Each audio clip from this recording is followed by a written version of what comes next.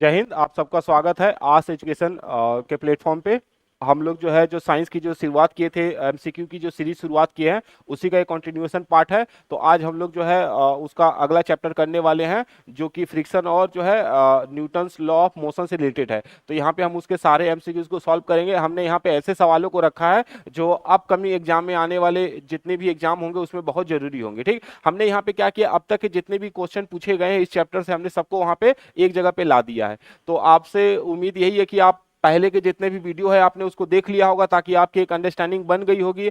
आगे भी आपकी अंडरस्टैंडिंग बने रहे, इसलिए जरूरी है कि आप उसको बार बार रिवाइज करते रहें और कोशिश करें कि आप अपने साथ एक नोट कॉपी रखें। नोट कॉपी का होना बहुत जरूरी है आपके पास, ताकि आप चीजों को जो है नोट डाउन करते चले साथ में। तो हम लोग आज देखेंगे जो है न्यूटन के गति से संबंधित नियम से जो सवाल बनते हैं वो देखेंगे, प्लस जो है हम लोग देखेंगे यहाँ पे फ्रिक्शन को देखेंगे। तो चलते हैं, अपना शुरुआत करते हैं आज के सेशन की। तो अपना पहला क्वेश्चन क्या पूछ रहा है? पहला बोल रहा है कि जब एक दूसरे के संपर्क में आए हुए पृष्ठ सापेक्ष गति करें या गति करने की प्रवृत्ति रखें तो घर्षण बल होगा। तो घर्षण बल क्या होगा? तो घर्षण हम लोग को पता है, घर्षण एक तरह का क्या होता है, नकारात्मक बल है, नेगेटिव जो है फोर्स होता है। ये क्या करता है, मोशन का अपोज करता है। जब भी दो सरफेस एक दूसरे के सापेक्ष क्या करते हैं, गति करने की कोशिश करते हैं, तो क्या करता है, फ्रिक्शन क्या करता है, उस मोशन का अपोज करता है। ठीक, एक तरह का रेजिस्टेटिव फोर्स होता है, एक तरह का विरोधी बल होता है, ये हमेशा ऋणात्मक होता है। ठीक है, तो यहाँ पे घर्षण के बारे में ही पूछा जा रहा है। तो घर्षण क्या बोल रहा है, केवल तभी कार्य करता है जब वस्तु ठोस हो। नहीं, घर्षण तो सब में काम करेगा। घर्षण के लिए तो ठोस, द्रव्य या गैस सब में होता है। ठीक, हाँ, ठोस में घर्षण थोड़ा ज्यादा होता है एज कंपेयर टू आपके द्रव्य और गैस की अपेक्षा। तो ऐसा नहीं कि केवल ठोस में होता है। देखिए, केवल वगैरह ये सब गलत हो जाता है। फिर बोल रहा है केवल तभी कार्य करता है जब दोनों वस्तुओं में से एक द्रव्य हो। नहीं, ऐसा थोड़ी ना है, दोनों का दोनों द्रव्य भी हो सकता है, दोनों गैस भी हो सकते हैं, सॉलिड गैस भी हो सकता है, सॉलिड लिक्विड ऐसा भी हो सकता है। ऐसा जरूरी नहीं है कि दोनों का दोनों में से क्या हो, दोनों में से कोई एक द्रव्य हो। केवल तभी कार्य करता है जब दोनों वस्तुओं में से एक गैसीय हो। नहीं, ऐसा कुछ नहीं है। ठीक है, ऐसा नहीं है कि गैसीय होना एक जरूरी है, ऐसा भी नहीं है, वो कुछ भी हो सकता है, कोई प्रॉब्लम नहीं है। तो केवल केवल जब दिया रहे तो समझिएगा गलत हो जाएगा। अगला क्या बोल रहा है, इस पर निर्भर नहीं करता कि वस्तुएं ठोस, द्रव्य या गैस। एकदम सही, इस पर निर्भर नहीं करता, वस्तु चाहे कुछ भी हो, ठोस, द्रव्य या गैस कुछ भी होगा चलेगा। ठीक, ठोस, द्रव्य या गैस तीनों में जो है फ्रिक्शन काम करता है। हाँ, ठोस में जो है इसकी मात्रा अधिक होती है, ठोस में जो फ्रिक्शन बल होता है वो अधिक होता है किसकी अपेक्षा, द्रव्य की अपेक्षा, और सबसे कम होता है आपके गैस में। ठीक, तो सबसे कम जो है फ्रिक्शनल फोर्स जो है सबसे कम होता है आपके गैस में। ये हम लोग किसकी बात कर रहे हैं, तो फ्रिक्शन की बात कर रहे हैं। ठीक है, तो इस तरह से हमारा आंसर क्या हो जाएगा, फ्रिक्शन जो होता है वो इस पर निर्भर नहीं करता कि वस्तु किस स्टेट में, सॉलिड है, लिक्विड या गैस है, इस पर निर्भर नहीं करता है। ठीक है, तो हम बढ़ते हैं हम अगले सवाल की तरफ अपने।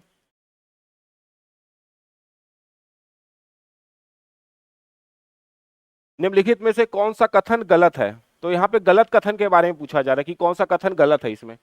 बोल रहा है मैदान में लुढ़कती गेंद पर घर्षण बल लगता है। एकदम, अगर कोई भी चीज लुढ़क रहा है, उसमें गति हो रहा है, गति होगा तो उस पर क्या करेगा, घर्षण बल लगेगा। अगर कहीं भी गति हो रहा है, दो कॉन्टेक्ट सरफेस है, दो सतह है जो आपस में संपर्क किए हुए हैं, और उनके बीच में अगर गति हो रही है तो घर्षण अपने आप उत्पन्न हो ही जाएगा। तो अगर लुढ़की हुई गेंद है, मैदान पे लुढ़क रही है, तो घर्षण होगा उसमें। पानी में चलती हुई नाव पर घर्षण बल लगता है। एकदम सही, पानी में जो नाव चलेगी तो नाव का जो निचला वाला सतह और पानी आपस में घर्षण कर रहे होंगे, एक आगे की तरफ जा रहा है, पीछे की तरफ ढकेल रहा होगा उसको। ठीक, तो आगे और पीछे में मोशन हो रहा होगा, इस तरह से जो है एक फ्रिक्शन फोर्स जरूर जनरेट हो रहा होगा। फिर चिकनी सड़क पर चलती हुई बाईसाइकिल पर एक घर्षण बल कार्य करता है। सही है, अगर बिना घर्षण के तो हम चल ही नहीं पाएंगे ना। अगर घर्षण ना हो तो हमारा चलना फिरना धरती पे बहुत मुश्किल हो जाएगा। बाइक, साइकिल, कार वगैरह सड़क पे चल नहीं पाएंगी, ये फ्रिक्शन के कारण ही तो चल पाती है। इसलिए तो हम लोग टायर का डिजाइन करते समय देखिएगा उसमें थोड़ा सा जो है हम लोग रफनेस क्रिएट करते हैं। ठीक, ताकि जो है फ्रिक्शन हमको ज्यादा से ज्यादा मिले। तो बिना फ्रिक्शन के चलना संभव नहीं है। तो आप अगर कोई चिकनी सड़क पर बाइक अगर चल रही है तो इसीलिए चल पा रही है बाईसाइकिल, क्योंकि वहां पे फ्रिक्शन फोर्स काम कर रहा है, भले कम कर रहा होगा लेकिन काम कर रहा होगा। ठीक, चिकनी सतह पे फ्रिक्शन थोड़ा कम हो जाता है। अगला, पानी से भरी बाल्टी में, पानी से भरी बाल्टी की पेंदी पर रखी गेंद पर घर्षण बल लगता है, नहीं, घर्षण बल इसमें नहीं लग पाएगा। देखिए घर्षण बल लगेगा तभी जब मोशन हो, जब उसमें गति हो। अगर कोई चीज को आपने केवल रखा हुआ है तो वहां पे घर्षण नहीं है। घर्षण के लिए जरूरी है कि मोशन का होना जरूरी है। आप पानी भरते हैं, बाल्टी बाल्टी में पानी भरा हुआ और उसकी पेंदी में आप कोई चीज रख दे रहे हैं तो उससे फर्क नहीं पड़ेगा, मोशन का होना बहुत जरूरी है। क्योंकि यहाँ पे पेंदी पे रखी गेंद पे कोई गति नहीं हो रहा है, गति के अभाव में क्या हो जाएगा, घर्षण क्रिएट नहीं हो पाएगा। तो ये गलत है। लेकिन हमसे क्या पूछा गया था, हमसे गलत ही पूछा गया था, इसलिए क्या हो जाएगा, सही हो जाएगा। ठीक है, तो हमारा आंसर यहाँ पे क्या हो जाएगा कि अगर बाल्टी पानी से भरी हुई है तो उसमें जो रखी हुई गेंद होगी उस पर कोई घर्षण बल कार्य नहीं करेगा। घर्षण बल के लिए जरूरी है कि उसमें गति हो, बिना गति के आप घर्षण नहीं क्रिएट कर सकते हैं। ठीक है, बढ़ते हैं अगले सवाल की तरफ अपने। अगला सवाल है किसी पिंड का जड़त्व। किसी पिंड का जड़त्व क्या होता है, तो जड़त्व यानी इनर्शिया। तो आपका जो है ये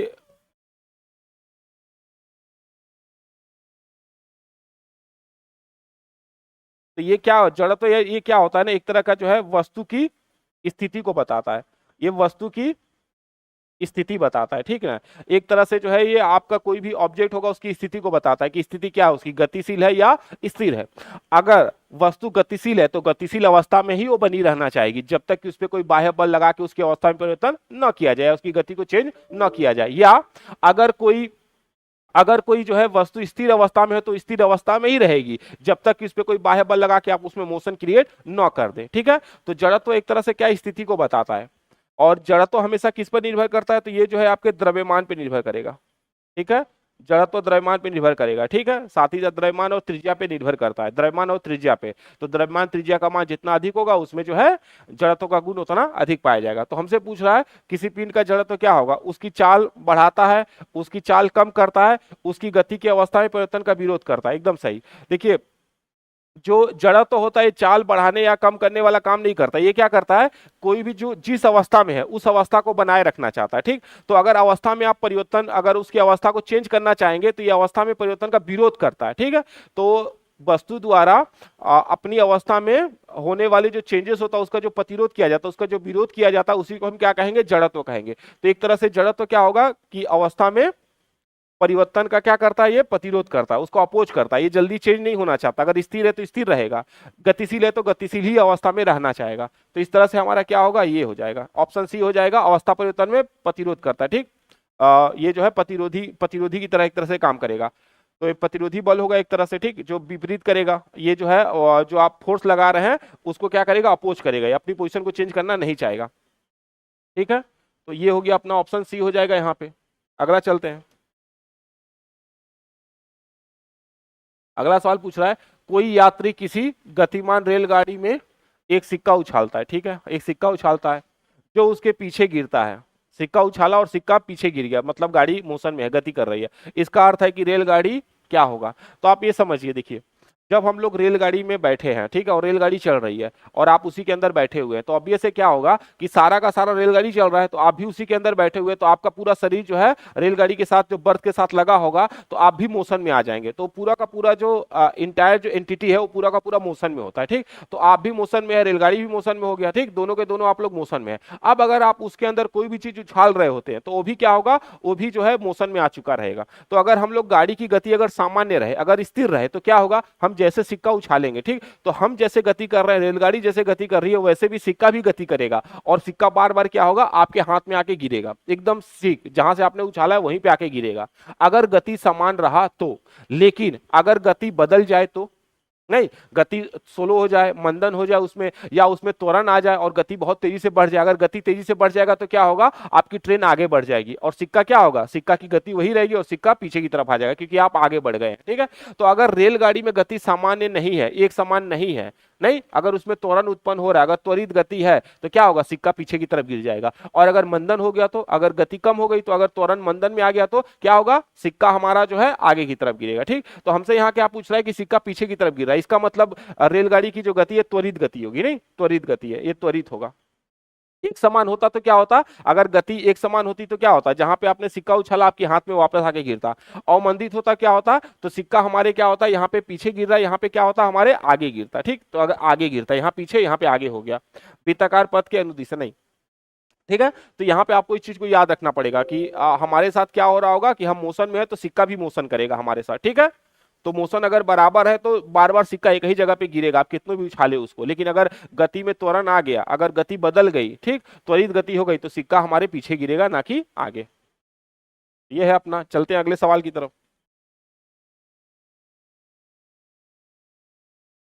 अगला सवाल पूछता है रॉकेट किस सिद्धांत पे कार्य करता है। तो रॉकेट किस सिद्धांत पे कार्य करेगा, तो देखिए रॉकेट जो है हम लोग को पता है कि रॉकेट कैसे काम करता है। रॉकेट क्या है कि कोई रॉकेट होगा, अब जो हम लोग जो ये रॉकेट होगा अपना, ठीक, तो यहाँ से क्या करता है, हम लोग यहाँ से इसको जलाते हैं, इसमें फ्यूल होता है। फ्यूल कौन सा होता है, यहाँ पे हाइड्रोजन का इस्तेमाल करते हैं हम लोग। तो हाइड्रोजन जो है, लिक्विड हाइड्रोजन को जो हम लोग जलाते हैं, ठीक, तो ये क्या करता है, यहाँ से जो है ये गैसेस निकलता है। ये जो गैस निकलेगा यही क्या करता है, यही गैस जो है क्या करता है, यहाँ पे जो है नीचे की तरफ जाता है, और नीचे की तरफ जाएगा तो क्या करता है, हमारा जो अर्थ होता है, हमारा जो अर्थ का सरफेस है, ये हमारा जो सरफेस है अर्थ का सरफेस क्या होता है, ये एक तरफ ऊपर की तरफ बल लगाएगा। हमारा गति का तीसरा नियम होता है ना, गति का तीसरा नियम क्या बोलता है, प्रत्येक क्रिया के बदले बराबर और विपरीत दिशा में एक बल लगता है, प्रतिक्रिया उत्पन्न होती है। प्रत्येक क्रिया के बदले क्या होगा, विपरीत प्रतिक्रिया होगी एक, और वो भी क्या, बराबर होगी। ठीक है, तो यहाँ पे क्या होता है कि सरफेस इसको क्या करेगा, अपवर्ड फोर्स लगाएगा, ठीक, ये डाउनवर्ड लगा रहा है, ये अपवर्ड फोर्स लगाएगा, तो ये थ्रस्ट एक तरह का जनरेट होगा, थ्रस्ट जनरेट होगा, और यही थ्रस्ट क्या करेगा, रॉकेट को आगे भेजेगा। अब यहाँ पे हमसे पूछा जा रहा है कि ये जो है किस नियम पर कार्य करता है। तो यहाँ पे देखिएगा, आपको ये समझना पड़ेगा, जो अपना देखिए संवेग संरक्षण का जो नियम होता है, इस पे काम करेगा। तो आप देखिए संवेग संरक्षण का नियम पे कैसे काम करता है, तो आपको बस ये समझना है यहाँ पे कि जैसे संवेग बराबर क्या होता है, एम इंटू वेलोसिटी होता है, बी यू, ये प्रारंभिक वाला है, दूसरा क्या होगा, एम इंटू भी, ये जो है अंतिम उसकी चाल होगी, ठीक, ये अंतिम चाल होगी। और संवेग क्या होता है, संवेग संरक्षण का नियम ये बोलता है कि कुल, ठीक, मतलब जो है पहली गति, पहला संवेग और अंतिम संवेग, इसका दोनों का मान क्या होगा, हमेशा बराबर होता है। ठीक है, पहला जो संवेग होगा, प्रारंभिक संवेग और अंतिम संवेग, ये हमेशा क्या होते हैं, बराबर होता है और एक दूसरे के विपरीत होते हैं। ठीक, प्रारंभिक संवेग और अंतिम संवेग बराबर मात्रा में होते हैं, और दूसरा क्या होता है, एक दूसरे के विपरीत होते हैं। तो इनका बीजगणितीय योग क्या होता है, शून्य होता है। ठीक, तो इसको हम लोग कुछ ऐसे दिखा सकते हैं, एम यू बराबर जो है एम वी, जहां पे क्या होगा, ये आपका जो है अंतिम होगा, ये हमारा जो है अंतिम संवेग है, ये हमारा अंतिम संवेग है, और ये हमारा जो है प्रारंभिक संवेग है। ठीक है, ये हमारा प्रारंभिक संवेग है। अब देखिए यहाँ पे क्या होगा, तो संवेग में ये होगा, m द्रव्यमान हो गया, u उसकी चाल हो गई, प्रारंभिक चाल, यहाँ पे क्या m द्रव्यमान और इसका v है। अब देखिए जरा होगा क्या, इसके अनुसार ये दोनों क्या होता है, इन दोनों का योग क्या होना चाहिए, जीरो होना चाहिए। मतलब पहले का जो संवेग था बराबर होगा दूसरे वाले के संवेग, मतलब अंतिम संवेग दोनों का मान बराबर होना चाहिए। अब देखिए यहाँ पे क्या होगा, इसको हम आगे बढ़ाते तो होगा क्या, यहाँ पे जो मास है, अभी इसकी कुछ गति होगा, यहाँ पे कुछ मास होगा, और यहाँ पे कुछ जो है इसकी गति होगी, कुछ मास और कुछ गति होगा। हम एग्जांपल ऐसे लेके चलते हैं कि मान लेते मास 100 है, मास 100 है, और इसकी गति कितनी है, 10 है, ठीक, 10 मीटर पर सेकंड इसकी गति। तो यहाँ पे भी क्या होना चाहिए था, यहाँ पे भी जो है वैसे ही होना चाहिए था, ठीक, वैसे ही होना चाहिए था। लेकिन होगा क्या, देखिए क्योंकि रॉकेट जब ऊपर की तरफ जाएगा तो इसका गैस जलेगा, तो गैस जलेगा तो इसका द्रव्यमान कम होता जाएगा ना, गैस जलेगा तो ऑब्वियस है द्रव्यमान कम होगा, तभी तो उसको ऊर्जा मिलेगा, थ्रस्ट मिलेगा, तो द्रव्यमान कम होता जाएगा, गैस के फॉर्म में वो जलता जाएगा, आग जो उत्पन्न होगा थ्रस्ट जो जनरेट करने के लिए, तो लगातार द्रव्यमान आपका कम होता रहेगा, तो द्रव्यमान में कमी आ रही है, तो द्रव्यमान अब पहले जैसा नहीं रहेगा, द्रव्यमान में कमी आएगी। तो द्रव्यमान में कमी जब आएगी, जब गैस निकलेगा यहाँ से, जल के गैस निकलेगा, तो पृथ्वी क्या करेगी, अपथ्रस्ट बल भी तो लगाएगा इसके ऊपर, तो अपथ्रस्ट बल जब ऊपर की तरफ लगेगा तो क्या होगा, ये बहुत तेजी से भागेगा, मतलब इसकी गति क्या होगी, बढ़ जाएगी। तो द्रव्यमान कम होगा और इसकी गति बढ़ जाएगी, द्रव्यमान कम होगा, गति बढ़ जाएगी। तो जरा देखिए तो क्या होगा यहाँ पे, जबकि दोनों का बराबर होना चाहिए, तो ये 1000 हो गया, तो यहाँ पे देखिए क्या होगा, यहाँ पे हो सकता है कि इसका एक कम होकर क्या हो जाए, 50 हो जाए, द्रव्यमान क्या हो जाए, आधा हो जाए, तो इसका गति क्या होगा, ये गति जो है बढ़ के 20 हो जाएगा। तो यहाँ पे अब दोनों को गुना कीजिए तो क्या होगा, देखिए 1000 आ रहा है, ये 1000 आ रहा है, यहाँ पे कीजिए 5 दूनी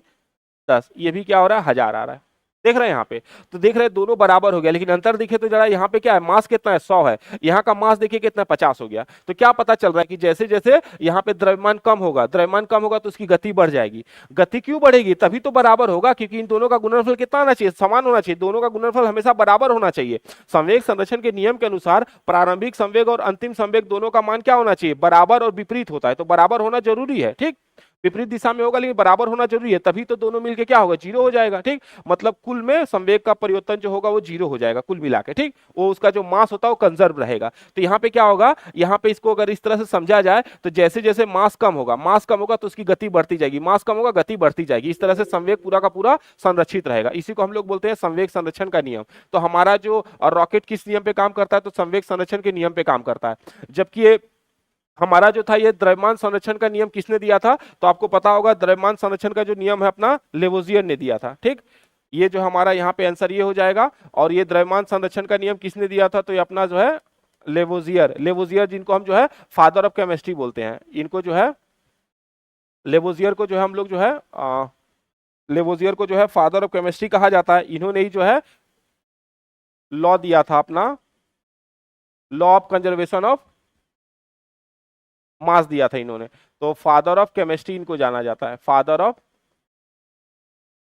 केमिस्ट्री होता है। ठीक, कौन सा केमिस्ट्री, तो ये मॉडर्न केमिस्ट्री के जनक माने जाते हैं। ठीक, मॉडर्न केमिस्ट्री के जनक माने जाते हैं। इनके अनुसार इन्होंने क्या दिया था, तो इन्होंने दिया था जो है लॉ ऑफ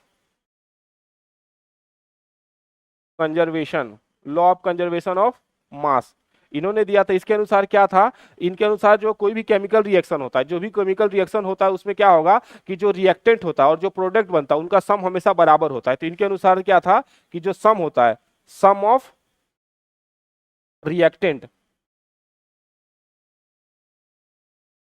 सम ऑफ जो अभिकारक होते हैं उनका सम, और किसके बराबर होगा, तो ये बराबर होता है सम ऑफ प्रोडक्ट के, ये बराबर होता है सम ऑफ प्रोडक्ट के।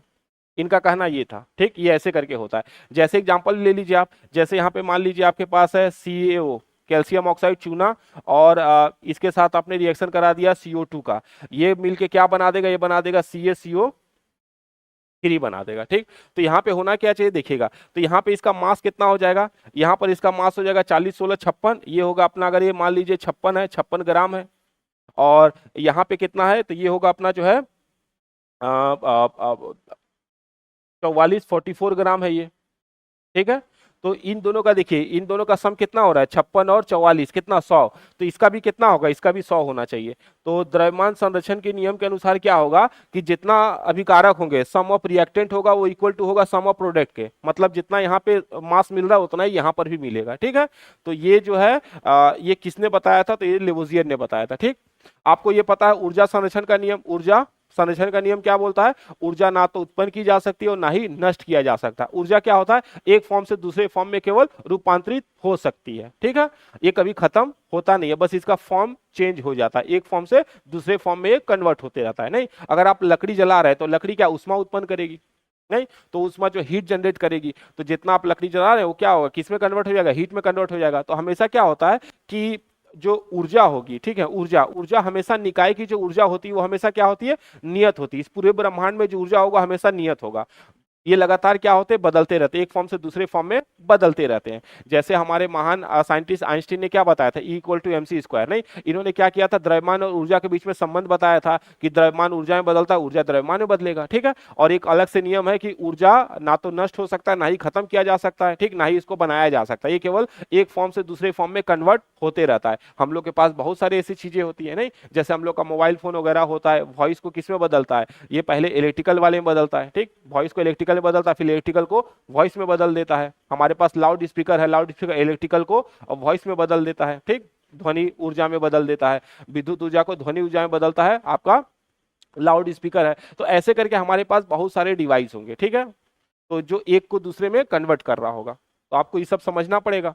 तो हमारा ये किस पे काम करेगा रॉकेट, तो रॉकेट जो है संवेग संरक्षण के नियम पर कार्य करेगा। और पूछता गति के किस नियम पे कार्य करता है, गति का कौन सा नियम होगा, तो गति का तीसरा नियम होता है, प्रत्येक क्रिया के बदले प्रत्येक क्रिया के बराबर जो है विपरीत और बराबर जो है प्रतिक्रिया उत्पन्न होती है। ये अपना न्यूटन का तीसरा नियम था, उसी पे हमारा रॉकेट भी कार्य करता है। अगर सिद्धांत प्रणाली पूछी जाती तो हम लोग बोलते ये क्रिया और प्रतिक्रिया पे निर्भर करता है, न्यूटन के तीसरे नियम पे। चलते हैं अगले सवाल की तरफ अपने। तो अगला सवाल पूछा जा रहा है, ऊंचाई तक जल भरा कोई टैंक एक समान चाल से गतिमान है, अचानक ब्रेक लगाने पर टैंक में भरा जल क्या होगा। ठीक है, मान लेते कुछ ऊंचाई है यहाँ पे, ठीक, मान लेते हैं जो टैंक है उसकी ऊंचाई वो कितना है 3/4, 3/4 भाग जो है, 3/4 भाग ऊंचाई तक जो है किसी टैंक में जो है पानी भरा है, ठीक, पूरा नहीं भरा है, उसका जो है कुछ पोर्शन खाली है। 3/4 मतलब 75% तक आप समझ लीजिए भरा हुआ है, बाकी 25% खाली है। उसमें पानी भरा हुआ आपके टैंक में, अब वो गति कर रही है। तो गति कर रही है तो अब टैंक में भरा जल है, अचानक से ब्रेक मार दिया, ब्रेक हमने लगा दिया तो क्या होगा? तो आप देखिए यहाँ पे क्या होता है, जब भी कोई चीज गति में होती है तो आपका पूरा बॉडी जो भी उसमें रखा होगा सब गतिशील होगा, सब गतिशील अवस्था में होगा। और जैसे ब्रेक मार दिया आपने, तो ब्रेक मारेंगे तो क्या होगा, आपका जो ऑब्जेक्ट है, जो ट्रक है, जो टैंकर है, वो तो रुक जाएगा, ठीक, लेकिन जो उसके अंदर जो चीज रखी गई होगी वो तो अभी भी मोशन में होगा, तो क्या होगा, वो आगे की तरफ चले जाएंगे, वो सब आगे की तरफ चले जाएंगे, ठीक, आगे की तरफ वो आगे निकल जाएगा, ठीक, आगे की तरफ झुक जाएगा, आगे की तरफ वो गिर जाएगा। जैसे आप ये समझिए, जैसे आप रेलगाड़ी में चल रहे हैं, रेलगाड़ी या बस में आप ट्रेवल कर रहे हैं, तो आप जैसे रेलगाड़ी बस में चलते हैं तो आपका पूरा बॉडी जो है रेलगाड़ी या बस के साथ मोशन में चल रहा है। जैसे अचानक ब्रेक लगाया जाता है तो होता क्या है, रेलगाड़ी का जो टायर है या बस वगैरह का है वो तुरंत जो है रेस्ट में आ जाता है, वो तो स्थिर अवस्था में आ गया, लेकिन आपका बॉडी तो अभी भी क्या था, मोशन में था, ठीक, आपका पैर सतह के साथ लगा हुआ था तो ये रेस्ट में आ गया, लेकिन आपका अपर बॉडी अभी भी मोशन में है, तो होगा क्या, आप आगे की तरफ झुक जाएंगे। तो जब भी ब्रेक लगेगा तो आप आगे की तरफ झुक जाएंगे। तो यहाँ पे क्या होगा, हम लोग क्या करेंगे, जो पानी होगा, पानी क्या होगा, आगे की तरफ झुक जाएगा, पानी आगे की तरफ झुक जाएगा, ठीक है। और यहीं पे जब ये ऐसा कब होता है, पीछे की ओर कब करता है, पीछे की ओर गति कब करता है, पीछे की ओर गति कब करता है, जब स्थिर अवस्था में होता है, स्थिर अवस्था में होता है और अचानक से टैंकर चलना शुरू कर देता है। तो जब भी कोई बस या ट्रेन रुकी हुई होती है और अचानक से चलना शुरू करती है तो होता है क्या, आपका लोअर बॉडी तो क्या होता है, मोशन में आ जाता है, लेकिन आपका अपर बॉडी क्या होता है, रेस्ट पोजीशन में रहता है। तो आपका लोअर बॉडी आगे भाग जाएगा और आपका जो ऊपर वाला बॉडी का अपर पार्ट होता है वो वहीं का वहीं रह जाएगा। तो आप क्या होंगे, आप पीछे की तरफ चले जाएंगे, ठीक। तो अचानक से अगर गाड़ी चलने लगी, रुकी हुई गाड़ी अचानक से चलने लगी या टैंकर अचानक से चलने लगा, तो क्या होगा कि आप जो है क्या होंगे, पीछे की तरफ झुक जाएंगे, पीछे की तरफ गति करना शुरू कर देंगे। तो इस तरह से देखा जाए तो यहाँ पे क्या होगा, इस तरह से देखा जाए तो यहाँ पे जो है आप गति करना शुरू कर देंगे। ये हो गया अपना, आगे की तरफ जो है गति करना शुरू करेगा, ठीक है। चलते हैं अपना अगले सवाल की तरफ। अगला सवाल पूछ रहा है, 2 किलोग्राम द्रव्यमान का कोई पिंड किसी घर्षणहीन क्षैतिज मेज पर 4 मीटर पर सेकेंड के नियमित वेग से जो है फिसल रही है। इस वस्तु की इसी वेग से गति बनाए रखने के लिए आवश्यक बल क्या होगा? तो देखिए यहाँ पे आपको मास दे दिया है, ये 2 किलो का दिया है, 2 किलो का मास दे दिया है।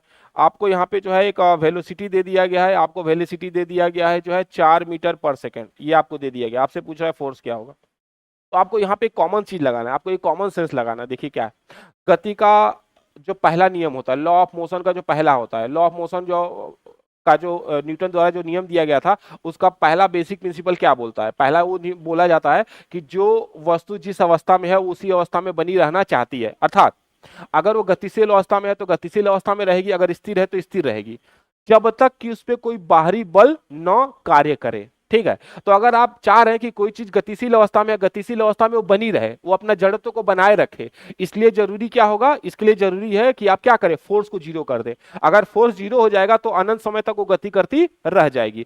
अगर फोर्स जीरो नहीं हुआ, फोर्स अगर उस पर काम करेगा तो जाहिर सी बात है गति में परिवर्तन आएगा, बढ़ भी सकता है, घट भी सकता है, कुछ भी हो सकता है, ठीक है। तो अगर आप चाह रहे हैं कि कोई चीज अगर सामान्य रूप से गतिशील अवस्था में रहे, तो गतिशील अवस्था में रहेगी, क्या होगा, गतिशील अवस्था का मतलब क्या होता है, अपने गति के जड़त्व को बनाए रखे। ये कब हो सकता है, जब बल जीरो हो जाए तब।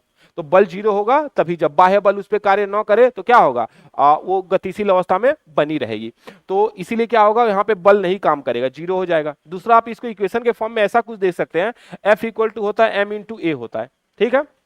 अब आपको पता है अगर v जो है, v अगर कांस्टेंट हो जाए, v अगर नियत हो जाए, v मतलब क्या होता है, वेग, अगर वेग आपका नियत हो जाए, तो हम लोग को पता है वेग में परिवर्तन की दर को हम लोग त्वरण बोलते हैं। वेग में जब परिवर्तन होगा तब त्वरण उत्पन्न होगा। अगर वेग में परिवर्तन ना हो, वेग नियत हो जाए, अगर वेग नियत हो जाए तो क्या होगा, एक्सेलरेशन जीरो हो जाएगा। तो यहाँ पे जरा देखिए, तो अगर हम एक जगह पे जीरो रखें तो क्या होगा, m इंटू जीरो, क्या हो जाए, जीरो।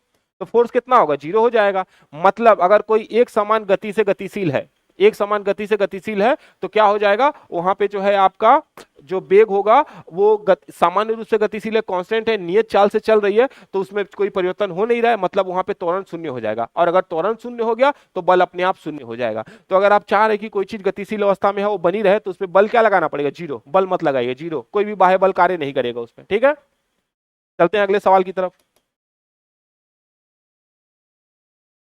न्यूटन द्वारा गणित की निम्नलिखित शाखाओं में से किसका जो है आविष्कार किया गया था? तो न्यूटन साहब जो है बहुत सारे जो है अपना योगदान दिए, फिजिक्स के क्षेत्र में बहुत सारे योगदान दिए हैं। इन्हीं का जो है सबसे जो फेमस वन ऑफ द जो है जो कैलकुलेशन के रूप में इन्होंने दिया था हमको, ये है आपका जो है गणना, जो कैलकुलस होता है आपका जो है,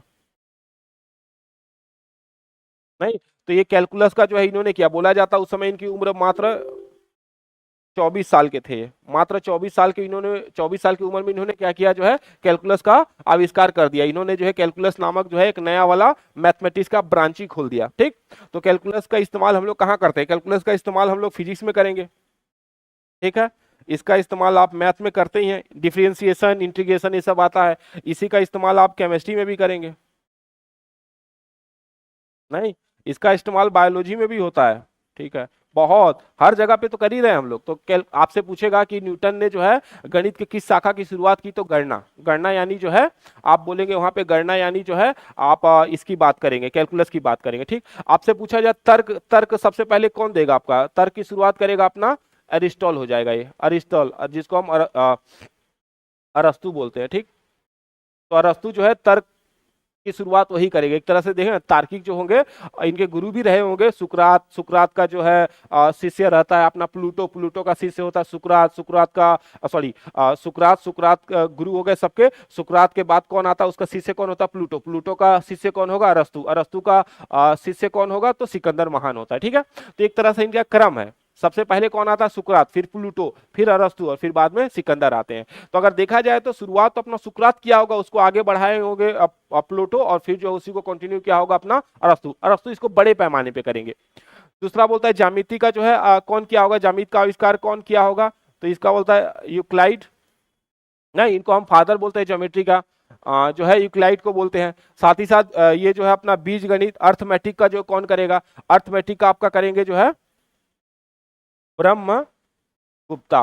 ब्रह्मगुप्ता ये भारतीय दर्शन शास्त्री है। भारतीय जो है ये आपके एक तरह से आप इनको एस्ट्रोनॉमर बोल सकते हैं। ठीक, एस्ट्रोनॉमर भी है और मैथमेटिशियन भी है। तो एक गणितज्ञ भी है और आपका जो है एक तरह से एस्ट्रोनॉमर भी है। ये कौन? ब्रह्मगुप्त। ये लगभग लगभग जो है आपका जो है 7वीं सेंचुरी के आसपास की घटना होगी। ठीक, 7वीं सेंचुरी जो है आपका बीसी के आसपास की जो है ये घटनाएं, 7वीं सेंचुरी नहीं, एडी आपका जो है गुप्ता पीरियड के आसपास की जो है घटनाएं होंगी।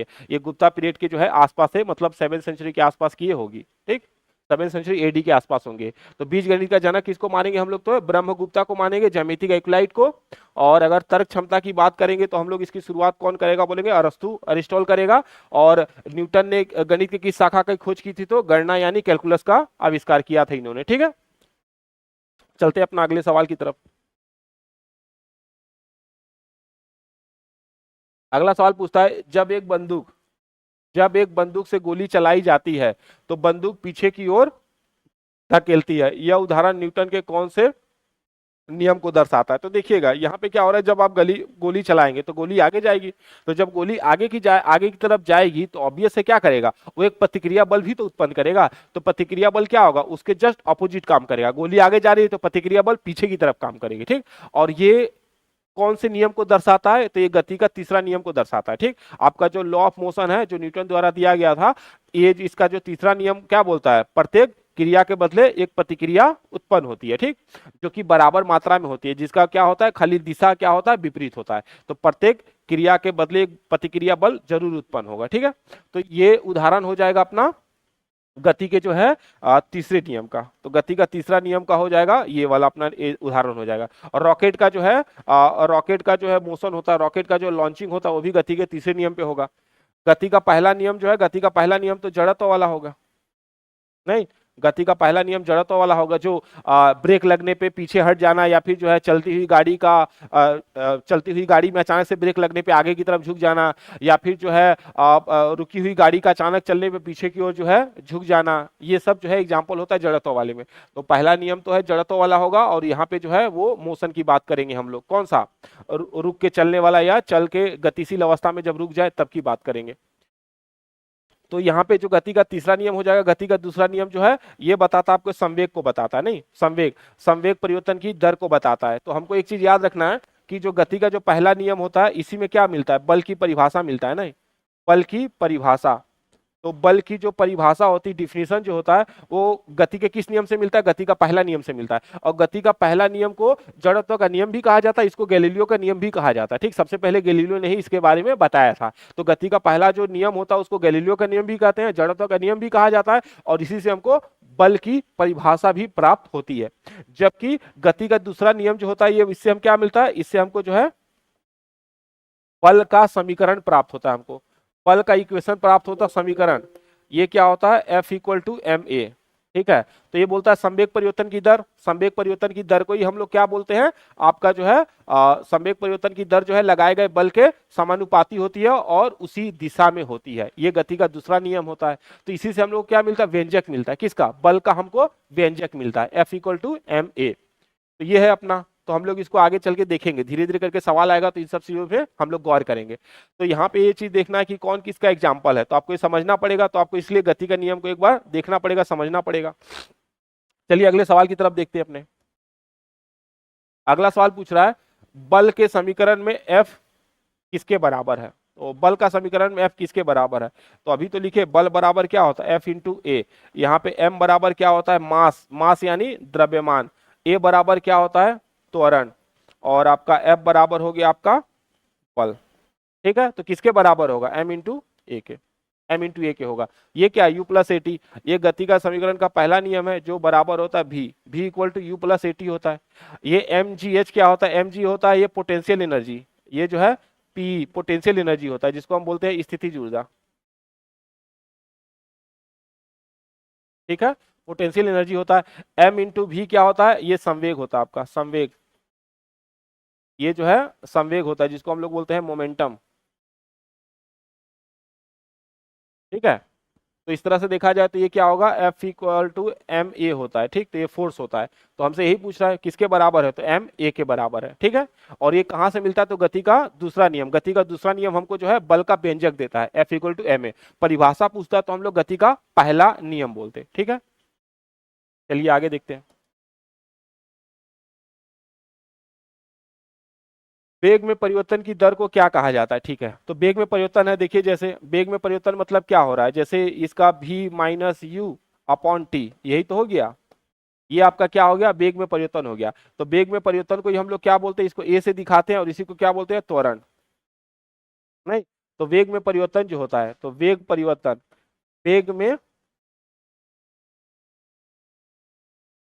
परिवर्तन, तो वेग में परिवर्तन बराबर क्या होगा? तो आपका वेग बट्टे समय हो जाएगा, और वेग बट्टे समय बराबर क्या होता है? आपका त्वरण हो जाता है। ठीक है, तो ये हो गया आपका अंतिम चाल। ठीक है, अंतिम वेग और ये प्रारंभिक वेग। तो अंतिम वेग माइनस प्रारंभिक वेग, अंतिम वेग माइनस प्रारंभिक वेग बट्टे समय। ये किसको दर्शाता है? ये दर्शाता है कि कितना जो है वेग में परिवर्तन हो रहा है, समय के साथ वेग में कितना परिवर्तन हो गया। अंतिम चाल क्या थी, प्रारंभिक चाल क्या थी, बट्टे समय। ये क्या बताता है? आपके वेग में परिवर्तन को बताता है, जिसको हम क्या बोलते हैं? त्वरण। तो त्वरण होता है अपना। त्वरण क्या बताएगा? तो वेग में परिवर्तन के दर को बताएगा। तो त्वरण को हम लोग ए से दिखाते हैं, और ये क्या होगा? v minus you upon T होता है। ठीक है, इसका मात्रक क्या होता है? तो इसका मात्रक होता है मीटर में सेकंड का स्क्वायर होता है। बल को हम लोग F से दिखाते हैं, और ये बराबर होगा m इंटू ए हो जाएगा। ठीक, और इसका मात्रक क्या होगा? तो न्यूटन। बल को हम लोग न्यूटन में दिखाते हैं। इसका और भी हो सकता है, केजी भी हो सकता है, नहीं केजी मीटर सेकंड का स्क्वायर हो सकता है, m इंटू ए। तो इसका होगा केजी, और एक्सलेशन का होगा मीटर पर सेकंड स्क्वायर, ये भी हो सकता है। संवेग, संवेग को आप p से दिखाते हैं, ये बराबर होता है m और v के बराबर होता है। ठीक, और इसका मात्रक होता है केजी मीटर सेकंड। गति जो होता है, गति आपका जो है एक तरह से चाल होता है, स्पीड होता है। तो गति बराबर क्या होगा? तो गति के बराबर होगा आपका दूरी बट्टे समय। दूरी बट्टे समय गति को दर्शाएगा, मतलब मीटर पर सेकंड। ठीक है, तो इस तरह से संवेग में वेग में परिवर्तन को हम लोग त्वरण बोलते हैं। ठीक है, वेग परिवर्तन की दर, वेग में जो परिवर्तन होता है उसको हम लोग त्वरण बोलते हैं। ठीक, वेग परिवर्तन की दर को त्वरण कहा जाता है। चलिए अगले सवाल की तरफ मूव करते हैं। अगला सवाल पूछता है समापन रेखा को पार करने के बाद भी एक धावक भागना जारी रखता है। क्यों रखता है ऐसा? तो बोलते हैं जैसे हम लोग दौड़ होता है, कहीं रेस होता है, तो रेस में आप देखिएगा जो फाइनल लाइन होता है उसके बाद भी वो रेसर जो होता है वो लगातार दौड़ते रहता है। ठीक, ऐसा नहीं होगा कि जैसे फाइनल लाइन को टच किया और उसके बाद वो रुक जाएगा, ऐसा नहीं होगा। ठीक, अब ऐसा क्यों होता है? तो आपको देखिए क्या है, गति का जो पहला नियम है क्या बोलता है, जड़त्व का नियम। वो क्या बताता है, अगर जो वस्तु जिस अवस्था में उसी अवस्था में बनी रहना चाहती है, ठीक, तो जैसे जो धावक दौड़ रहा है वो अभी किस अवस्था में, वो गतिशील अवस्था में है, तो गतिशील अवस्था में है तो क्या करेगा, वो अपनी गति को बनाए रखना चाहेगा। अगर स्थिर होता तो स्थिर अवस्था में बनाए रखना चाहता है, लेकिन अभी क्या है, वो तेज दौड़ रहा है, तो तेज दौड़ रहा है तो क्या करेगा, वो धीरे धीरे अपनी गति को जो है धीमा करेगा। अचानक से नहीं, अचानक गिर जाएगा तब तो ठीक, वो रुक नहीं पाएगा, अपने आप गिर जाएगा। तो क्या करता है जो धावक, क्यों नहीं रुक पाता लाइन को क्रॉस करने के बाद भी, क्योंकि उसमें क्या होता है, गति का जो है, गति के जड़त्व के कारण रुक नहीं पाता। उसमें अभी जड़त्व है, कैसा जड़त्व, गति के कारण जड़त्व है। ठीक, तो उसमें गति के जड़त्व के कारण, उसमें स्थिरता का जड़त्व के कारण रोकने के लिए कुछ समय लेगा नहीं, ये नहीं थोड़ी स्थिरता नहीं होता है। गति का जड़त्व उसे आगे बढ़ाता है, ये होता है। तो उसको गति का जड़त्व क्या करता है, उसको आगे बढ़ाते रहता है, जिसके कारण वो आगे चलते रहता है। वह यह सुनिश्चित करना चाहता है कि उसने रेखा को पार कर ली है, उसके जूतों जमीन, ठीक है। तो यहाँ पे क्या होता है, गति के जड़त्व उसे आगे बढ़ाता है। यही होता है कि आप जब भी कभी कोई चलती बस या ट्रेन वगैरह में अचानक से रुकेंगे, अगर आप अचानक से वहां पे निकल के जो है अचानक से अपने आप को स्थिर करना चाहेंगे तो आप स्थिर नहीं, आप रुक जाए, गिर जाएंगे। इसलिए बोला था बस या ट्रेन से अगर आप उतर रहे हैं, अगर मोशन में, पहली कोशिश कीजिए कि जब चलती हुई बस या ट्रेन से उतरे ही ना, ठीक, रुक जाने दीजिए और फिर उतरिए, तो आपको नुकसान नहीं पहुंचेगा। लेकिन आप चलती हुई अगर बस या ट्रेन से उतर रहे हैं तो दिक्कत हो जाएगा क्या, कि जैसे आप उतरेंगे, ठीक, आप तो स्थिर रखेंगे, आप स्थिर रहेंगे, आप तुरंत स्थिर होना चाहेंगे, लेकिन आपका बॉडी क्या होगा, मोशन में होगा, आपका पैर स्थिर हो जाएगा, आपका बॉडी मोशन में होगा, इस तरह से क्या होगा, आप गिर जाएंगे। इसलिए क्या बोला जाता है कि अगर आप चलती हुई ट्रेन या बस से उतर रहे हैं तो आपको क्या करना पड़ेगा, उसी दिशा में जो है, जिस दिशा में बस या ट्रेन चल रही है उसी दिशा में आपको क्या करना पड़ेगा, थोड़ा सा जो है वॉक करना पड़ेगा, थोड़ा गति मेंटेन करना पड़ेगा, आपको उसी दिशा में चलना पड़ेगा। ठीक, आपको उसी दिशा में दौड़ना पड़ेगा, तब जाके आप नहीं गिरेंगे। तो इस बात को ध्यान रखिएगा, नहीं तो आप मुंह के बल गिर जाएंगे, मुंह फूट जाएगा आपका, खूने खून हो जाएंगे फिर। चलिए अगला देखते हैं।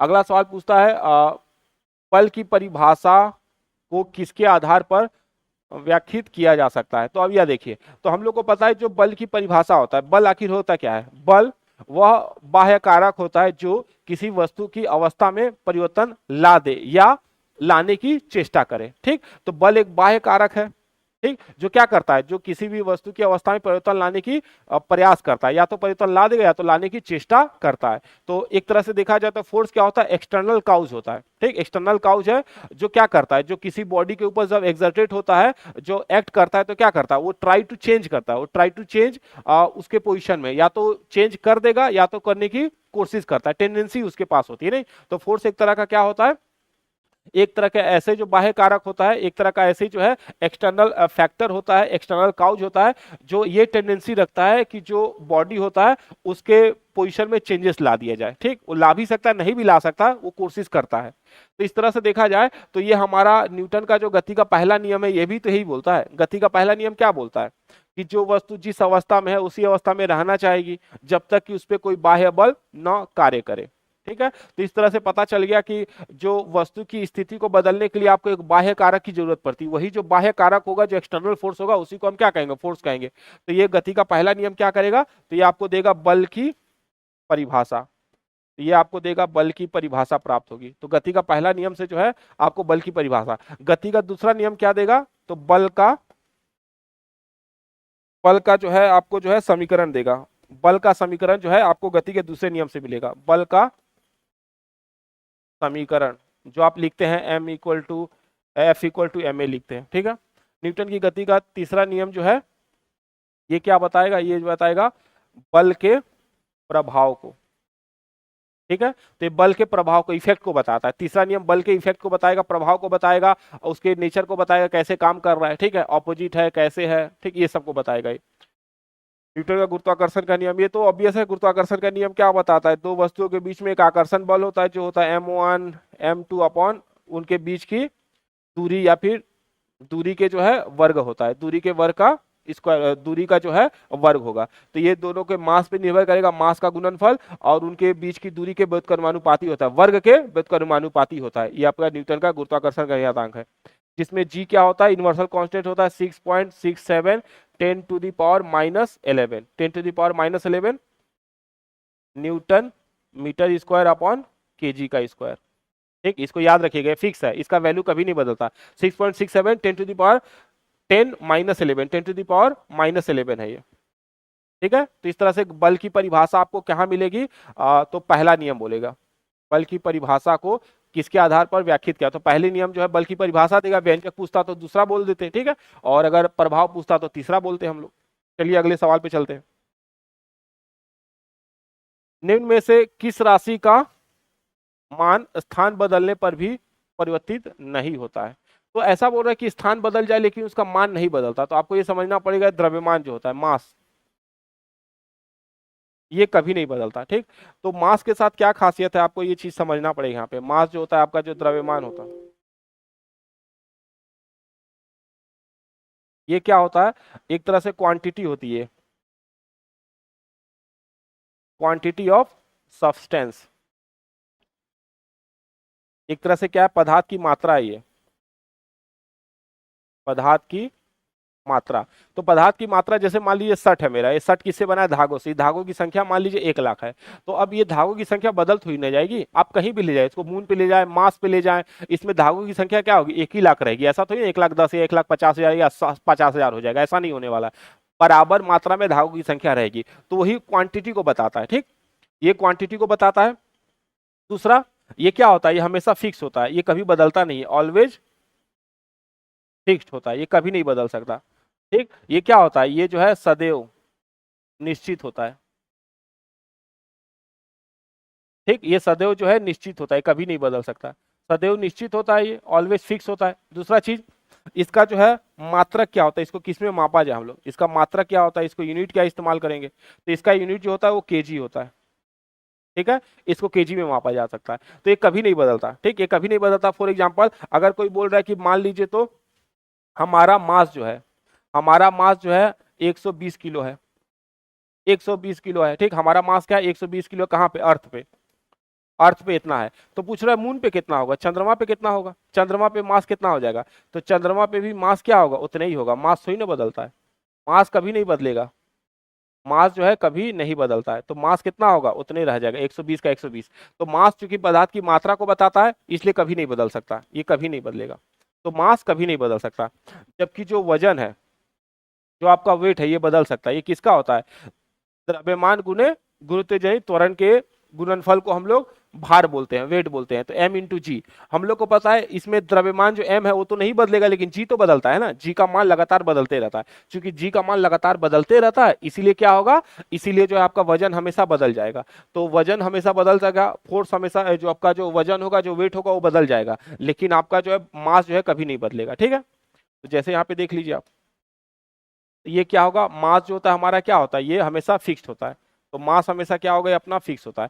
वेट बराबर क्या था? तो वेट बराबर था W × m और g। हम लोग को पता है g का मान क्या रखते हैं? 9.8 मीटर पर सेकेंड का स्क्वायर। लेकिन g मैक्सिमम कहाँ पे है? जी मैक्स होता है पोल पे, पोल यानी ध्रुव पर ये सबसे मैक्स होता है। ठीक है, फिर आपका जी मिनिमम कहाँ पे होता है? जी न्यूनतम कहाँ पे होता है? तो जी न्यूनतम होता है आपके इक्वेटर पे, विषुवत रेखा पे। इक्वेटर यानी भूमध्य रेखा, ये जो है विषुवत रेखा पे सबसे कम होता है। जीरो कहाँ पे होता है? ये आपका जो है जी0 कहाँ पे होगा? जी0 जो है सेंटर ऑफ अर्थ पे हो जाएगा, सेंटर ऑफ अर्थ, पृथ्वी के केंद्र पर, जो पृथ्वी का जो है, पृथ्वी के केंद्र पर। तो पृथ्वी के केंद्र पे क्या होता है? जीरो होता है। तो जी का मान बदल रहा है, इसलिए वजन आपका जो है भार बदलते रहेगा। तो भार बदल जाएगा, भार लगातार बदल जाएगा। और भार का मात्रक क्या होता है? तो भार का जो मात्रक होता है, इसका जो यूनिट होता है, भार का मात्रक यानी यूनिट जो होगा, वो हम लोग इस्तेमाल करते हैं न्यूटन। ठीक है, न्यूटन इस्तेमाल किया जाता है। तो भार को किस में मापा जाएगा? न्यूटन में मापा जाएगा। न्यूटन कैसे इस्तेमाल करें? देखिए क्या हो रहा है यहाँ पे। W बराबर क्या है? m × t है। F बराबर क्या होता है? F बराबर होता है m × a होता है। देखिए जरा, तो यहाँ पे क्या है? द्रव्यमान गुने त्वरण है। उसी तरह से यहाँ भार में भी तो देखिए, भार में क्या है? द्रव्यमान गुने त्वरण ही तो है। वो जी क्या है? त्वरण ही तो है, गुरुत्व गुरुत्वजनित त्वरण। पृथ्वी क्या करती है, हर एक ऑब्जेक्ट को अपने केंद्र की ओर खींचना चाहती है। तो जब पृथ्वी अपने केंद्र की ओर किसी वस्तु को खींचेगी तो वस्तु में क्या होगा, वेग उत्पन्न होगा, और वेग क्या होगा, लगातार बदलते रहेगा, जैसे जैसे नीचे की तरफ आएगा वेग उसका बढ़ते जाएगा। तो वेग में जो परिवर्तन होगा, वेग में परिवर्तन को ही हम लोग क्या बोलते हैं, त्वरण बोलते हैं। तो यहाँ पे जो त्वरण उत्पन्न हो रहा है वस्तु में, वो किसके कारण हो रहा है, पृथ्वी के गुरुत्वाकर्षण के कारण हो रहा है। इसलिए इस त्वरण को हम क्या कहेंगे, गुरुत्व जनित त्वरण, गुरुत्व जनित त्वरण कहेंगे। एक्सलेशन ड्यू टू ग्रेविटी कहेंगे, क्योंकि यहाँ पे एक्सलेशन त्वरण उत्पन्न तो हो रहा है, लेकिन उसका कारण क्या है, पृथ्वी का गुरुत्वाकर्षण बल है। तो एक तरह से यहाँ पे भी देखिए, दोनों तरफ देखिए, तो यहाँ भी m इंटू आपका त्वरण है, यहाँ पे भी देखिए m इंटू यहाँ पे त्वरण है, मास और एक्सलेशन, मास एक्सलेशन। तो अगर इधर वाला साइड बराबर है तो इधर वाला भी तो बराबर होगा, नहीं? तो अगर इसका मात्रक न्यूटन है तो इसका भी मात्रक क्या होगा, न्यूटन होगा। इसका मतलब हम ये समझ जाएं, भार क्या है, भार एक तरह से क्या होता है, बल होता है। नहीं, भार एक तरह से क्या होता है, बल के रूप में कार्य करता है। ये हो गया अपना दूसरा। ये जो अपना घर्षण के कारण तो फ्रिक्शन, ये नेगेटिव होता है। ये क्या है, एक तरह से नेगेटिव फोर्स होता है ये। नहीं, अगर हमसे कोई पूछ ले कि ये आपका जो है ये घर्षण क्या है, तो घर्षण एक तरफ का क्या है, नेगेटिव फोर्स है, ये ऋणात्मक होता है, नेगेटिव फोर्स होता है। गुरुत्वाकर्षण क्या है, तो गुरुत्वाकर्षण जो है अट्रैक्टिव फोर्स है, ये जो है अट्रैक्टिव होता है, आकर्षण बल है, अट्रैक्टिव फोर्स है ये। ठीक है, गुरुत्वाकर्षण अट्रैक्टिव फोर्स होता है। तो हमसे क्या पूछा, क्या नहीं बदलेगा, तो द्रव्यमान कभी नहीं बदलेगा। जबकि ये आपका वजन बदल सकता है, गुरुत्वाकर्षण का मान बदल सकता है। गुरुत्वाकर्षण तो निर्भर करता है ना द्रव्यमान जो है और उनके बीच की दूरी का। तो जैसे जैसे दूरी बढ़ेगी घटेगी उस पर निर्भर करेगा आपका गुरुत्वाकर्षण बल। दूसरा घर्षण, घर्षण का जो कारण, घर्षण भी अपने आप सरफेस के ऊपर डिपेंड कर रहा है, सरफेस का नेचर के ऊपर डिपेंड कर रहा है। सरफेस का नेचर जैसे जैसे बदलेगा गुरुत्व आपका घर्षण का मान भी बदलते रहेगा। ठीक, तो आप ये समझ लीजिए, मास कभी नहीं बदलेगा, मास कभी बदल नहीं सकता, लेकिन भार जो है बदल जाएगा, भार लगातार बदलते रहेगा क्योंकि जी पे निर्भर कर रहा है। तो अगर किसी का बोलता है कि अगर किसी का भार होता, भार पृथ्वी पर कितना है, भार अगर पृथ्वी पर 120 है, नहीं मान लेते 120 केजी लिखा हुआ है, 120 केजी क्या दिया है, भार दिया है पृथ्वी पर। पूछ रहा है चंद्रमा पे कितना होगा, चंद्रमा पर इसका भार कितना हो जाएगा। तो क्या करेंगे हम लोग, 120 को 6 से भाग दे देंगे, कितना आ जाएगा, 20 किलो। नहीं, ऐसे होता है क्योंकि जो है चंद्रमा का गुरुत्वाकर्षण कितना होता है, 1/6 होता है पृथ्वी के। तो ये है बदलते रहेगा, ये वजन बदलेगा, द्रव्यमान कभी नहीं बदल सकता। चलिए अगला देखते हैं। जब कोई स्थिर बस अचानक गतिशील होने लगती है तो बस में खड़े यात्री पीछे की ओर जो है गिरने लगते हैं। निम्नलिखित में कौन सा नियम जो है इस स्थिति की व्याख्या करेगा। तो गति का पहला नियम, जड़त्व का नियम। तो गति का पहला नियम जो होता है यही तो बताता है कि जो वस्तु स्थिर है वो स्थिर अवस्था में रहना चाहेगी। अब अचानक से आपने गाड़ी को गतिशील कर दिया, तो गाड़ी को गतिशील करेंगे तो स्थिर अवस्था में रहेंगे, लेकिन आपका बॉडी का लोअर पोर्शन तो आगे चला जाएगा, बाकी अपर पोर्शन वहीं रह जाएगा। तो अपर पोर्शन क्या पीछे और लोअर पोर्शन आगे चला जाएगा, इस तरह से आप पीछे की ओर झुक जाएंगे। ठीक, तो अगर जो है स्थिर बस अचानक से चलना शुरू करेगा तो आप क्या करेंगे, आप पीछे की ओर चले जाएंगे। और अगर चलती हुई बस रुक जाए तो आप आगे की तरफ झुक जाएंगे। ठीक, चलती हुई बस अचानक से रुक जाएगी तो आप आगे की तरफ झुक जाएंगे। ठीक, और आपका जो संवेग संरक्षण का नियम, तो ये तो आपको जो है आपको गति के तीसरे नियम में आपको मिल जाएगा। संवेग संरक्षण का नियम जो है न्यूटन के गति का तीसरा नियम जो है अपना, ये तो आपका जो है क्रिया प्रतिक्रिया के बारे में बताता है और रॉकेट वगैरह का लॉन्चिंग इसी से होता है। न्यूटन के गति का दूसरा नियम यहाँ पे हमको क्या मिलता है, यहाँ पे जो है यही बताता है संवेग में परिवर्तन, m इंटू ए वाला जो है यहीं पे हमको मिलेगा। ये आपका जो है बल की परिभाषा देता है, बल की परिभाषा। और ये क्या देता है दूसरा वाला, बल का समीकरण। तीसरा वाला जो नियम होता है ये हमको देता है प्रभाव, नहीं बल का क्या प्रभाव पड़ेगा ये बताता है हमको। इस तरह से हो गया। संवेग संरक्षण का नियम जो है किस पे लागू होता है, तो रॉकेट, नहीं रॉकेट इसी नियम पे काम करता है आपका। तो ये हो गया अपना, हमसे पूछा गया अगर स्थिर अचानक से गतिशील हो जाएगी तो आप पीछे की ओर जो है गिरने लगते हो, किसके वो, तो गति का पहला नियम जिसको हम जड़त्व का नियम भी बोलते हैं और गैलीलियो का नियम भी इसी को कहा जाता है। ठीक है, अगला सवाल देखिए क्या है। पूछा जा रहा एक साइकिल स्थिर त्वरण से चलायमान है, त्वरण स्थिर है, पीछे के पहिए पर घर्षण बल है, पीछे के पहिए पे घर्षण बल। अब देखिए यहाँ पे आपको ये समझना पड़ेगा। तो हमेशा याद रखिए घर्षण बल क्या होता है, विपरीत बल होता है। हमेशा याद रखना है जो आपका जो घर्षण बल होता है ये क्या होता है, एक तरह का विपरीत बल होता है, ठीक। और ये क्या होता है, हमेशा जो है ऑपोजिट डायरेक्शन में होता है। ऑपोजिट डायरेक्शन, हमेशा ऑपोजिट डायरेक्शन होता है। तो ये हमेशा ऑपोजिट डायरेक्शन में होगा, ठीक। तो जैसे क्या हो रहा है, एक साइकिल स्थिर त्वरण से चलायमान है, पीछे के पहिए पर घर्षण बल होगा। तो पीछे की पहियों पे घर्षण किस तरह, पीछे की तरफ होगा। पीछे के पहिए पे क्या होगा, घर्षण पीछे, मतलब पिछला वाला पहिया क्या होगा, पीछे की तरफ खींचना चाहेगा और आप क्या होगे, आगे की तरफ जाएंगे। तो हमेशा याद रखिए आप आगे चल रहे हैं तो घर्षण किधर काम करेगा, पीछे।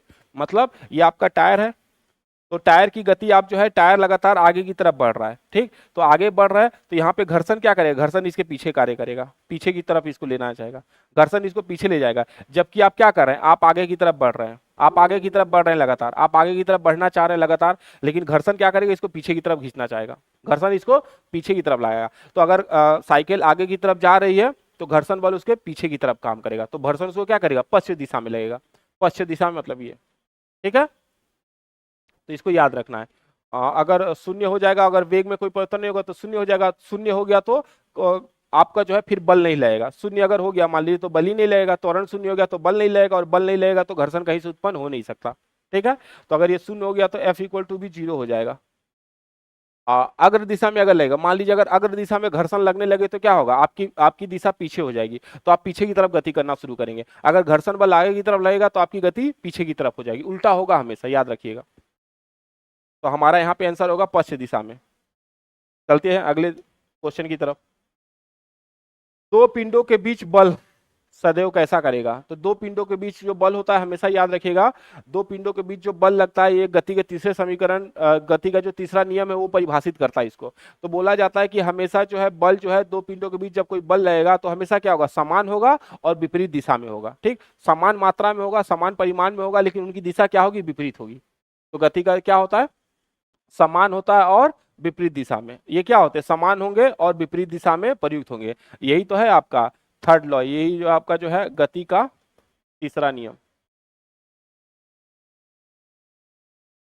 तो ये गति का जो है तीसरा नियम है, थर्ड लॉ ऑफ मोशन है अपना, ठीक है। समान और एक ही दिशा में नहीं होगा, और समान और विपरीत दिशा में नहीं होगा, ठीक। तो ये क्या होता है, समान होगा हमेशा, समान होते हैं और विपरीत दिशा में लगते हैं, ठीक। समान और विपरीत दिशा में लगेंगे। आप जैसे किसी चीज को खींचेंगे तो जाहिर सी बात है वो भी क्या करेगा, आपको उसी बल से खींचेगा। जैसे कोई बोलता है कि आप किसी को मुक्का मारेंगे, ठीक, तो आप जितना फोर्स से मुक्का मांग रहे हैं उतना ही फोर्स से वो भी आपको क्या करेगा, रिटर्न बैक देगा, ठीक। आपको भी उतना ही चोट लगेगा, जितना चोट आप उसको मारने की कोशिश कर रहे हैं उतना ही आपको भी लगेगा। लॉ तो यही बोलता है फिजिक्स का। अगले सवाल के देखिए, निम्नलिखित में से न्यूटन का कौन सा गति का नियम जो है दीवार पर फेंका हुआ गेंद टकराकर वापस लौट आता है के संबंध में व्याख्या करता है। तो आप कोई गेंद है उसको आपने दीवार पे फेंका और वापस आ गया, इसका मतलब क्या हो गया कि आपने जिस फोर्स के साथ उसको फेंका, ठीक, दीवार पे टकराया, दीवार ने भी क्या किया, उतना ही फोर्स लगाया, तभी तो आपके तरफ वापस आ गया। तो यही तो होता, गति का तीसरा नियम जो है अपना क्या था, प्रत्येक क्रिया के बदले क्या होता, विपरीत प्रतिक्रिया उत्पन्न होती है, और वो क्या होता है, बराबर मात्रा में होता है लेकिन उसकी दिशा विपरीत होती है। तो जितना न्यूटन का फोर्स आपने लगा के उसको फेंका था, दीवार ने भी क्या किया, उतना ही न्यूटन का फोर्स लगा के उसको आपकी तरफ फेंक दिया, ऑपोजिट दिशा में आपकी तरफ फेंक दिया। ये गति का तीसरा नियम होगा। तो गति का तीसरा नियम इसको परिभाषित करता है, ठीक। गति का जो है तीसरा नियम ये बताएगा। गति का जो पहला नियम जड़त्व वाला नियम था, ठीक, वो वस्तु की स्थिति को बताता है, बनाए रखना चाहता है। दूसरा नियम में हम लोग को पता है क्या था, ये संवेग के परिवर्तन को बताता है, संवेग में परिवर्तन की दर क्या होगी और इसकी दिशा क्या होगी। संवेग में जब परिवर्तन होगा तो इसकी दिशा क्या होगी, किस दिशा में होगा, तो बल जिस दिशा में लगता है उसी दिशा में संवेग में परिवर्तन भी होता है, संवेग उसी दिशा में होता है, ठीक है। तो इस तरह से दिखा जाए तो अपना ये तीसरा नियम, और हम लोग को पता है कि ये क्या करता है, ये जो है बल के प्रभाव को बताता है, नहीं, बल के प्रभाव को बताता है। गति का पहला नियम जो है जड़त्व और बल की परिभाषा देता है, जड़त्व और बल की परिभाषा देगा। दूसरा नियम जो है अपना व्यंजक देता है, m×a, ठीक है। चलते हैं अगले सवाल की तरफ। कारों के ब्रेक पैड में के गुण का उपयोग किया जाता है। तो कारों में जो ब्रेक होता है, तो कारों में जो ब्रेक लगाया जाता है एक तरह से क्या होता है, रेजिस्टेटिव फोर्स होता है। रेजिस्टेटिव फोर्स यानी ऑपोजिट फोर्स होता है, एक विरोधी बल लगता है। विरोधी बल को ही तो हम लोग घर्षण बोलते हैं। तो घर्षण घर्षण क्या एक तरह का विरोधी बल है जो रोकने का काम कर रहा है। तो घर्षण का प्रभाव शून्य होता है, वजन आवेग को तनाव पर निर्भर करता नहीं। घर्षण का नकारात्मक प्रभाव, घर्षण का सकारात्मक। तो यहाँ पे घर्षण क्या हो रहा है, पॉजिटिव रूप में काम कर रहा है कि नहीं, आप रोकना चाह रहे हैं, तो आप रोकने के लिए क्या चाहिए, आपको घर्षण का इस्तेमाल करना पड़ेगा। इसका मतलब यहाँ पे घर्षण क्या है, पॉजिटिव फॉर्म में काम कर रहा है। ठीक, तो घर्षण हमेशा नेगेटिव फॉर्म में ही काम करता है, लेकिन यहाँ पे क्या हो रहा है, ब्रेक वाले केस में क्या हो रहा है, घर्षण पॉजिटिव सेंस में काम कर रहा है। तो घर्षण यहाँ पे हो जाएगा पॉजिटिव, सकारात्मक रूप से कार्य करेगा। चलते हैं अगले सवाल की तरफ। घर्षण बल द्वारा किया गया कार्य क्या होता है, घर्षण बल द्वारा किया गया कार्य हमेशा नेगेटिव होता है, क्योंकि ये अपोज करता है।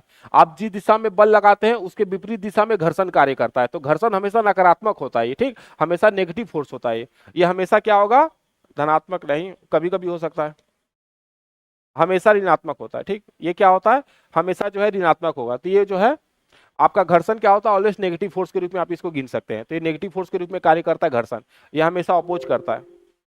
तो घर्षण हमेशा क्या करेगा, एक तरह का जो है ऑपोजिट फोर्स लगाएगा, ऑपोजिट फोर्स लगाएगा घर्षण हमेशा। चलिए अगला देखते हैं। निम्नलिखित में से कौन सी भौतिक इकाई एक वस्तु की स्थिर या एक समान गतिशील स्थिति को बदलती या बदलने का प्रयास करती है। कौन सी भौतिक इकाई है जो एक वस्तु की स्थिति या एक समान गतिशील स्थिति को बदलती है या बदलने का प्रयास करती है। बल, बल वो बाह्य कारक होता है जो किसी वस्तु की स्थिति को परिवर्तन कर दे या परिवर्तित करने की चेष्टा करे, प्रयास करे, उसी को हम लोग क्या बोलते हैं, फोर्स बोलते हैं। तो गति का पहला नियम से हमको पता चल गया है, फोर्स बराबर नहीं, तो आपका जो है बल की जो परिभाषा दे रहा था, बल एक बाह्य कारक होता है, ये क्या था, फर्स्ट लॉ ऑफ मोशन था अपना। तो फर्स्ट लॉ ऑफ मोशन हमको बताता है बल की परिभाषा। दूसरा इसका जो इक्वेशन जो होता है, समीकरण, इक्वेशन जो था F equal to M A, ये क्या था अपना, सेकेंड लॉ देता था, सेकेंड लॉ ऑफ मोशन दिया था अपना। तो बल एक एक्सटर्नल काउज है। संवेग बराबर क्या होता है, P equal to M into भी हो जाएगा। द्रव्यमान ये अपना मास होता है, कभी नहीं बदलता है। द्रव्यमान को किस में मापते हैं, तो न्यूटन में मापा जाता है। जड़त्व तो इनर्सिया होता है, इनर्सिया किस पे डिपेंड करता है, तो मास पे नहीं, और त्रिज्या पे, मास और त्रिज्या पे निर्भर करता है। ठीक, मास और त्रिज्या पे आपका, मास और त्रिज्या पे निर्भर करता है आपका जड़त्व। तो यहाँ पे क्या होगा, वो भौतिक इकाई कौन है जो वस्तु की स्थिति में या उसकी गतिशील अवस्था में बदल दिया, बदलने का प्रयास करे, तो बल होता है, बल ही वो बाह्य कारक होता है। चलिए अगले सवाल की तरफ। कोई वस्तु सतत चाल से गति करती रहती है जब तक उस पर कोई बाह्य बल ना लग जाए। ठीक, तो वस्तु, कोई भी वस्तु जो सतत चाल से गतिशील करती रहेगी, कब तक करती रहेगी, जब तक कि उस पर कोई बाह्य बल ना, अगर बाह्य बल लग जाएगा तो क्या होगा, रुक जाएगी। तो बाह्य बल के अभाव में गति करती रहेगी, और बाह्य बल अगर लगे तो, बाह्य बल ना लगे तो क्या होगा, बाह्य बल ना लगेगा तो क्या होगा, लगातार गतिशील अवस्था में रहेगी। ठीक, तो बल यहाँ पे करता है, बल क्या करता है, उसकी गतिशील अवस्था को बदल देता है। तो अगर याद रखिएगा गतिशील अवस्था के लिए क्या होता है, m इंटू ए। तो अगर ये जीरो हो जाए, F इक्वल टू जीरो हो जाए, मतलब कैसे, A इक्वल टू जीरो हो जाए, तब क्या होगा, लगातार गतिशील अवस्था में रहेगा। ठीक, दूसरा जड़त्व क्या बताता है, जड़त्व स्थिति को बताता है, जड़त्व जो है स्थिति को बताता है, इनर्सिया बताता है। और ये किस पर निर्भर करता है, तो द्रव्यमान पर निर्भर करता है। ठीक है, दाब आपका जो है P होता है फोर्स अपॉन एरिया, नहीं, ये आपका बल बट्टे क्या होता है, क्षेत्रफल होता है, बल बट्टे क्षेत्रफल होता है। और इसको हम लोग किस में मापते हैं, बार में मापते हैं, या पास्कल में भी मापते हैं, बार, पास्कल, ये सब इसका यूनिट होता है। आवेग जो है इम्पल्स होता है, इम्पल्स, इम्पल्स क्या होता है, जब कोई बड़ा बल जो है बहुत कम समय के लिए लगाया जाए, बहुत बड़ा बल बहुत कम समय के लिए लगाया जाए, तो उसी को हम क्या बोलते हैं, आवेग बोलते हैं। नहीं, जैसे हम लोग हथौड़ी मारते हैं, बड़ा सा बल लगाते हैं और कील जल्दी से घुस जाता है, तो क्या करते हैं हम लोग, हथौड़ी जो है फोर्स लगा रहे हैं और बहुत कम टाइम के लिए लगाते हैं, बहुत जल्दी मारना पड़ेगा, झटके के साथ मारिए तो आसानी से जो है उसमें बहुत जल्दी इंपल्स क्रिएट होगा और वो आसानी से दीवार में धंस जाएगी। ठीक, तो इसी को हम बोलते हैं इंपल्स। या फिर कैच करते, देखते क्रिकेट कैच करते समय क्या करता हूँ, पीछे की तरफ ला लेते हैं, तो पीछे की तरफ लाएंगे तो क्या टाइम बढ़ जाएगा, तो फोर्स अपने आप क्या होगा, कम हो जाएगा। ये है अपना। चलते हैं अगले सवाल की तरफ। निम्नलिखित में से कौन सा कथन न्यूटन के गति के तीसरे नियम के लिए सही है? न्यूटन की गति का तीसरा नियम का क्या है? बल एक निकाय पे लागू होता है, नहीं दो निकाय होना चाहिए। बल एक ही निकाय पे विपरीत दिशा में लागू होता है, नहीं दो निकाय होना चाहिए। बल अलग अलग निकाय पे विपरीत दिशा में लागू होता है, एकदम सही। बल के लिए क्या होना चाहिए? न्यूटन का तीसरा नियम हमेशा याद रखिएगा, दो अलग अलग बॉडी होना चाहिए, दो अलग अलग निकाय होना चाहिए, दोनों पे कार्य करेगा, विपरीत दिशा में कार्य करेगा। ठीक है, बल दूरी पर निर्भर नहीं करता। कैसे नहीं करता? करेगा। तो ये हो गया आपका। चलते हैं अगले सवाल की तरफ। जब एक नाविक आगे की दिशा में कूदता है तब नाव पीछे की तरफ जो है हट जाती है, यह उदाहरण किसका होगा? तो आप जब आगे की तरफ जाएंगे तो आपका पैर क्या करेगा? नाव को पीछे की तरफ ढकेलेगा। ठीक, तो आप आगे जा रहे हैं तो नाव पीछे जा रहा है, तो आपको क्या कर रहा है? नाव आपको एक तरह से फोर्स देगा ना, थ्रस्ट देगा आपको, विपरीत बल लगाए। जैसे आप एक बल लगा रहे हैं, आपने बल लगाया नाव को पीछे ठेलने में, उसी तरह से नाव आपके ऊपर एक आगे की तरफ एक बल लगाएगा। आप नाव को पीछे की तरफ ढकेल रहे, नाव आपको आगे की तरफ ढकेल देगा। तो क्या हो रहा है? प्रत्येक क्रिया के बदले प्रतिक्रिया लग रहा है। यहाँ पे न्यूटन का तीसरा नियम अप्लाई होगा। तो न्यूटन का तीसरा नियम जो है यहाँ पे क्रिया और प्रतिक्रिया के क्रिया और प्रतिक्रिया बल को परिभाषित करता है। इसलिए नाव से अगर कूदते समय इस बात का ध्यान रखना पड़ेगा कि आप जब आ जाए तो आप पहले कूद जाएं। नहीं तो कभी कभी क्या होता है कि हम लोग देखते हैं एक लोग कूद गया, दूसरा लोग कूद गया, तीसरा, और फिर आप जब कूदने जाते हैं तो पता चला कि नाव की दूरी बहुत बढ़ गई और आप जो है पानी में गिर गए। तो अगर नाव से कूदना हो तो पहले ही कूदना पड़ेगा, अगर आप किनारे आ गए हैं तो। नहीं तो बहुत लेट कर दिए तो पता चला दूरी ज्यादा बढ़ जाएगी। चलिए चलते हैं अगले क्वेश्चन की तरफ बढ़िए।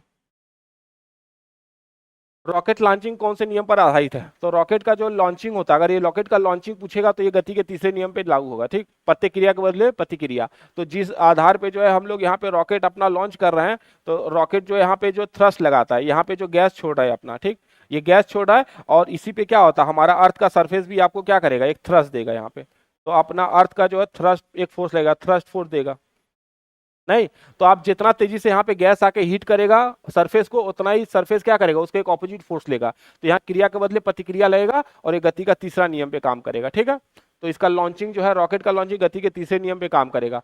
न्यूटन के गति का पहला नियम जड़त्व का नियम होता है, ठीक, जो स्थिति को डिफाइन करेगा, जो बल को परिभाषित करेगा। ठीक, ये हो गया अपना। तो इसका लॉन्चिंग वाला याद रखिएगा आप, गति का तीसरा समीकरण होगा। ठीक, चलते हैं अगले की तरफ। ठीक है, तो ये जो है आपका पूछेगा न्यूटन के गति के नियमों का प्रकाशन किस वर्ष हुआ था?